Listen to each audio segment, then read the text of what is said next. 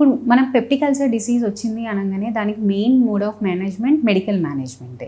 Surgery అనేది only చాలా late స్టేజెస్లో వెళ్ళి పేగుకి పర్ఫరేషన్ కానీ లేకపోతే బ్లీడింగ్ అవుతుంది, లేకపోతే దాన్ని కంట్రోల్ చేయలేకపోతున్నాం అంటే తప్ప మనం సర్జరీ అనేది ఆప్ట్ చేయము. సో మెయిన్గా ఉండే ట్రీట్మెంట్ అనేది మెడికల్ మేనేజ్మెంటే. సో కొంచెం ఏంటి పీపీఐస్ అంటాం, ప్రోటాన్ పంప్ ఇన్హిబిటర్స్ అంటాం. అవి ఒక 2 months వరకు, అంటే ఒక 6 to 8 weeks వరకు పేషెంట్ వాడుకోవాల్సి వస్తుంది. నెక్స్ట్ ఇవి కాకుండా హెచ్ పైలోరీ ఇన్ఫెక్షన్ కనుక పాజిటివ్ ఉంటే దానికి ట్రిపుల్ డ్రగ్ రెజిమెన్ అంటాము. అంటే కొన్ని యాంటీబయాటిక్స్తో పాటు ఈ ప్రోటాన్ పంప్ ఇన్హిబిటర్స్ని కూడా ఇస్తాం. వీటి తీసుకోవడం వల్ల హెచ్ పైలోరీ ఇన్ఫెక్షన్ అనేది తగ్గుతుంది. ఎప్పుడైతే ఈ హెచ్ పైలోరీ ఇన్ఫెక్షన్ తగ్గుతుందో మళ్ళీ అల్సర్స్ అనేవి రాకుండా ఉంటాయి.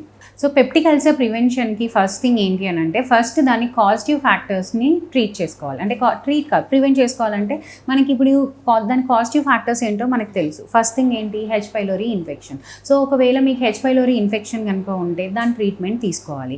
ఇది కాకుండా ఫుడ్లో మనం ఎటువంటి చేంజెస్ చేసుకోవాలి. ఆల్కహాల్ అండ్ స్మోకింగ్ అనేవి పెప్టిక్ అల్సర్ని ఇంక్రీజ్ చేసే ఛాన్సెస్ ఉంటాయి. ఆల్రెడీ ఇన్ఫెక్షన్ ఉన్న వాళ్ళలో ఈ ఆల్కహాల్ స్మోకింగ్ అనేది పెప్టిక్ అల్సర్ కాజ్ చేయడానికి ఎక్కువ ఛాన్సెస్ ఉంటాయి.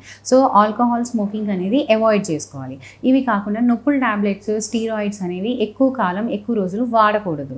సో అవి వాడినప్పుడు ఖచ్చితంగా డాక్టర్ సలహా తీసుకొని ఎంతవరకు వాడుకోవాలో అంతవరకే వాడుకోవాలి, కానీ ఇష్టం వచ్చినట్లు ఈ నొప్పుల టాబ్లెట్స్ని, స్టీరాయిడ్స్ని వాడకూడదు. నెక్స్ట్ మన ఫుడ్లో అనేది టైం ప్రకారం తినడం అనేది చాలా ఇంపార్టెంట్. అండ్ మీ స్ట్రెస్ లెవెల్స్ని కంట్రోల్లో పెట్టుకోవాలి. ఎప్పుడైనా ఈ ఫుడ్లో తీసుకునేటప్పుడు డీప్గా ఫ్రై చేసిన ఫుడ్స్, ఎక్కువ ఆయిలీ ఫుడ్స్, స్పైసీ ఫుడ్స్ ఇవన్నీ అవాయిడ్ చేసుకోవాలి. ఇవన్నీ అవాయిడ్ చేసుకుంటూ proper food and proper hygiene maintain చేసి మనం టైమ్లీ ఫుడ్ తీసుకుని ఈ ఆల్కహాల్ అండ్ స్మోకింగ్ని అవాయిడ్ చేసుకుంటే మనం ఈ పెప్టిక్ అల్సర్ డిసీజ్ని నియంత్రించవచ్చు.